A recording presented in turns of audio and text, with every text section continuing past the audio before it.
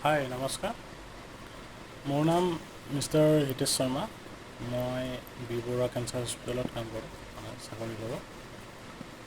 তো কিছুমান আজি কেঞ্চাৰৰ বিষয়ে ক'ব খুজিছোঁ।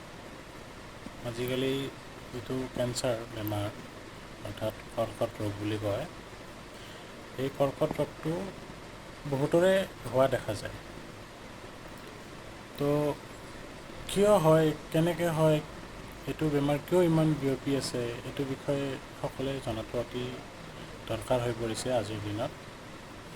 কাৰণ আজিৰ দিনত ক'বলৈ গ'লে প্ৰতিটো ফেমিলিতে এজন নহয় এজনৰ কৰ্কট ৰোগ দেখা যায়। গতিকে এইটো বিষয়ৰ ওপৰতে আমি কথা পাতিম বা আগলৈ জনাই যাম কি কাৰণত বেমাৰটো ইমান বিয়পি আছে।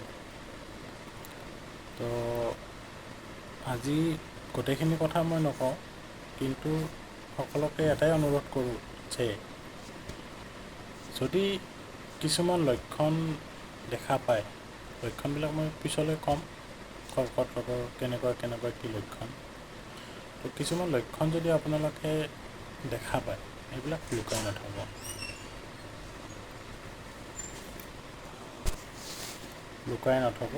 আৰু ওচৰৰ ডক্তৰ কোনোবা আছে যদি, নহ'লে যদি কিবা তেনেকুৱা আপোনালোকৰ মনত ডাউট হয়, তেতিয়াহ'লে আমাৰ hospital doctor B Barua cancer হস্পিটেলত আহি আপোনালোকে ডক্টৰৰ লগত দিহা পৰামৰ্শ ল'ব পাৰে।